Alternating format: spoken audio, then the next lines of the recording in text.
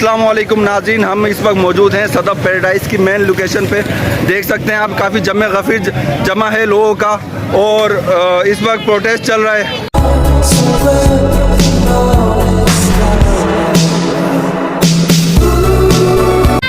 से अपील है खुदा के लिए हमारी सुनवाई की जाए और हमें मजबूर ना किया जाए कि हम रोड ब्लॉक करें तो कहेंगे कि ये शहरी रोड ब्लॉक करते हैं, कोई गाड़ी गुजर नहीं सकती। हमें इस नतीजे पे नहीं लाया जाए, हमारी बात को सुना जाए। यहाँ के बड़े बड़े जिम्मेदारान जो MP MNA या जो भी है सियासी पार्टी के मीडिया हल्कों से भी मैं अपील करती हूँ कि हमारी बात गवर्नमेंट तक ज्यादा से ज्यादा पहुँचाई जाए, इससे पहले कि किसी का जानी नुकसान हो जाए। पैसों का तो नुकसान हुआ गरीब कहाँ तक सफर करेगा। खुदा के वास्ते सलाब से तो लोग मुतासिर हो रही है, बिल्डर माफिया के सलाब से भी हमें आजाद कराया जाए। हमारे घरों के भी लोग सलाब से भी मुतासिर है, बिल्डर माफिया से भी मुतासिर है। हम कहाँ जाकर इंसाफ लें? तमाम सियासतदानों से अपील है, गवर्नमेंट के हकमंदों से अपील है,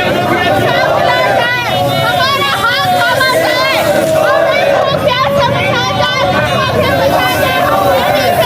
हम अपने बच्चे छोड़कर इतनी गर्मी में हमें शौक नहीं है आने का। हम अपील करते हैं हमें इस गर्मी से, इस बिल्डर माफिया से रिहाई दिलाई जाए।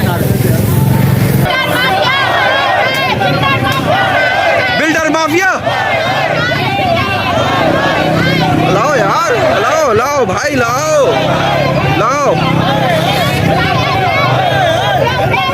देख सकते हैं आप लोगों का जो जोशो खरोश और काफी ठीक ठाक प्रोटेस्ट हो रहा है इस वक्त। अतीक भाई लाओ। Builder mafia.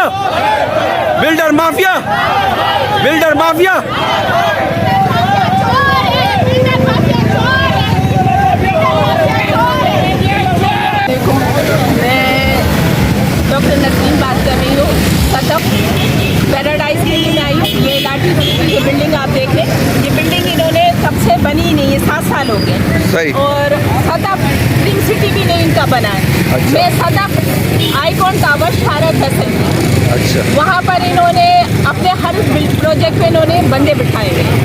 अच्छा, जो बिनिश कामिल है वो बिनिश कामिल कहती है कि मेरा मियाँ मर गया, मुझे आपने पैसे नहीं दिए। वहाँ पे प्रोटेस्ट शुरू हो गया।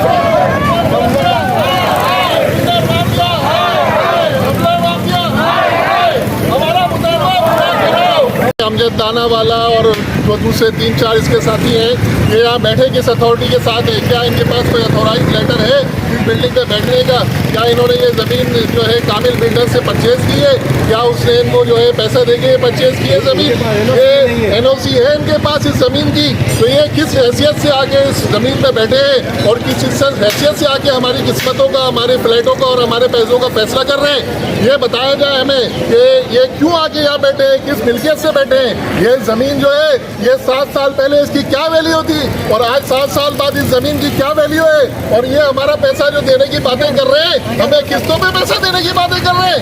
क्या हम पागल हैं? क्या हम जो है ब्याज हैं? ये हम यहाँ कराची के रहने वाले गरीब आवाम हैं और यहाँ ये सैकड़ों आदमी जो आपके सामने खड़े हैं, ये सारे इसी एहतजाज के लिए खड़े हैं। हम जो है इन लोगों को जो है आखिर तब तक नहीं छोड़ेंगे, अपने हुकूक और अपनी सारी चीज़ें इनसे वापस रहेंगे। भले हमें कुछ भी करना पड़े, अपनी जानों से खेलना पड़े, अपने आप को तबाह करना पड़े, लेकिन हम इनसे हर चीज़ वापस लेके रहेंगे। Builder mafia, builder mafia, builder mafia, builder mafia, builder mafia, builder mafia, builder mafia, builder mafia,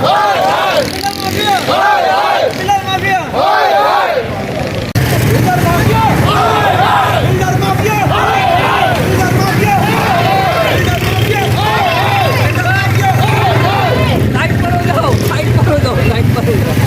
अरे यार देखिए मूवी है।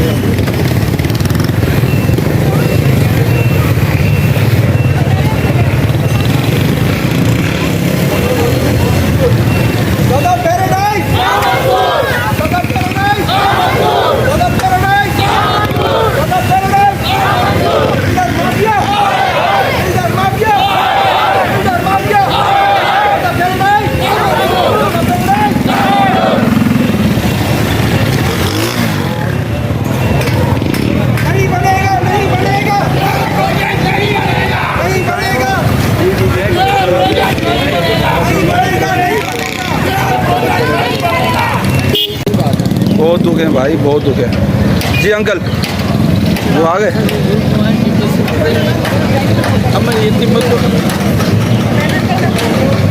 रोए नहीं। हमारे यतीम बच्चों के पैसे इसने खाए, इसे भरेगा नहीं। इंशाल्लाह इसके बच्चे भी यतीम होंगे और ऐसे इसके पैसे कोई खाएगा इंशाल्लाह। देख ले आप, हमारे यतीम बच्चों के पैसे ही। चलें इंशाल्लाह इंसाफ ज़रूर मिलेगा, अल्लाह से दुआ करें इंसाफ मिले हमें।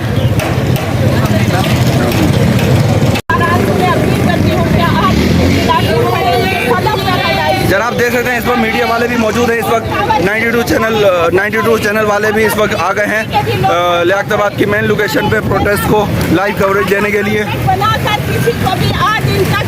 किसी को भी इटलाटीज को फ्लैट नहीं दिए और ये पैसे खा गए। 7 साल बाद भी हमारे पैसे टुकड़ों में तोड़ कर देने को भी तैयार नहीं है।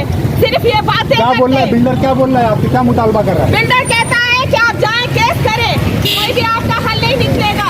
बिल्डर पैसे देने को भी तैयार नहीं है, कब्जा करके बैठे हुए कहते हैं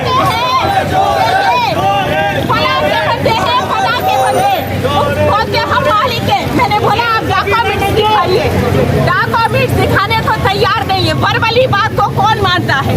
कोई नहीं मानता वर्बली बात को। के लिए कितने पैसे मांग रहे हैं? बोलते हैं मार्केट वैल्यू से लेंगे, तो मार्केट वैल्यू से वापस क्यों नहीं करते?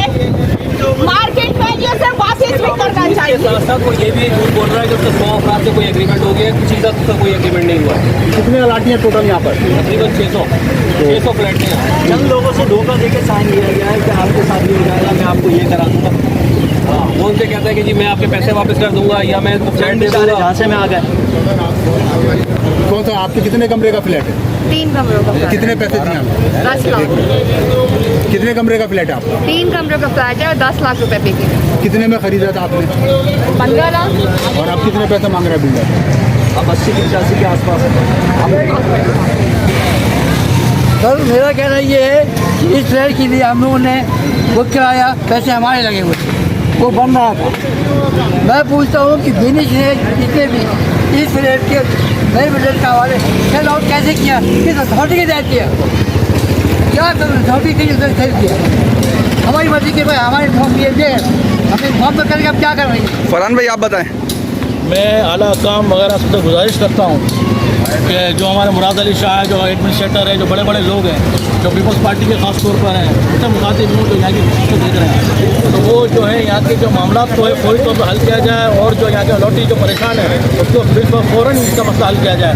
और जो बिल्डर्स हैं, पुराने हैं, नए जितने बिल्डर्स हैं, उनको कैटेगरी लाग में खड़ा किया जाए, उन तमाम मुतालबात को हमारे उनको तस्लीम किया जाए और हमें जाए हकूक़ दिया जाए। और यहाँ पर हमको तस्लीम किया जाए कि ये जो चीज़ है वो गलत हो रही है हमारे साथ, और हमारे जो है पैसे जो है फंसे हुए हैं वो बिल्कुल प्रॉफिट के साथ वापस दिया जाए। ये नहीं कर सकते तो फ्लैट वापस दिए जाए हमारे, थोड़ा सा नीचे करना पड़ता है। और हमारी जो ये ज़मीन पे जो कब्जा करके बैठे हैं लैंड माफिया, उनको फौरी तौर पर यहाँ से हटाया जाए और हमारे हाथ में ये ज़मीन दी जाए, हमारे हकूक़ दिए जाए पूरे। कि ये इसमें असलम गट्टा का भी हिस्सा है। लोग वहाँ पर ये बातें कर रहे हैं कि इसमें भाई दूसरा बिल्डर भी शेयर है, अभी इसका फैसला नहीं हुआ। बिनिश कामिल कहती है इसका भी फैसला नहीं हुआ, उसका भी फैसला नहीं हुआ।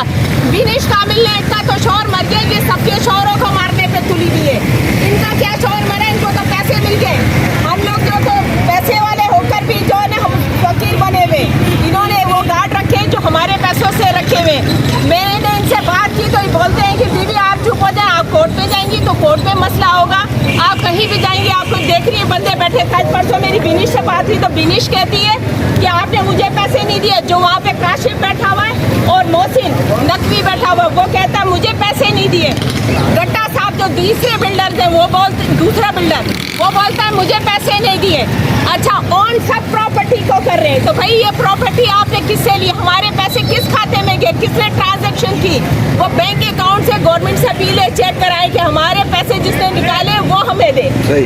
सिंध को खत लिखा कि आप एम कामिल के जो भी बुकिंग होल्डर हैं उनका मसला हल कराएं, लेकिन आज तक चीफ सेक्रेटरी ने कोई हमारा मसला हल नहीं कराया।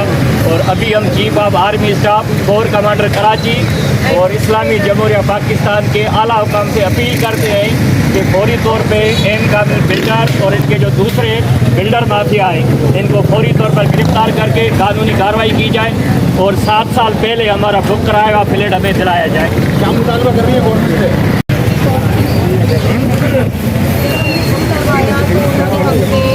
डाउन पेमेंट की उसके बाद 2019 तक हमने यहाँ पे जो ये सारी इंस्टॉलमेंट्स जमा कराई। 19 के बाद जो पुराने बिल्डर थे उन्होंने सेल आउट कर दिया इनको 2022 में। जनवरी में इनको मिल गई थी सारी चीज़ें, इनके नाम प्लॉट हमने ही करवाया, पुराने बिल्डर से इनको ट्रांसफ़र कराया। अब मसला ये आ रहा है जो इनके पुराने अलॉटीज़ हैं जो जिन्होंने घर बुक करवाए पुरानी रेट्स में इनको नहीं दे रहे। रेट्स को इन्होंने 3 टाइम्स का बुक कर दिया। ठीक है, अगर मैंने 17 का बुक करवाया है और उन्होंने 42 का कर दिया है तो और जाहिर सी बात है कोई भी नहीं बाय कर सकता। अब उनसे ये कहा जा रहा है कि आप हमारी पेमेंट वापस करें।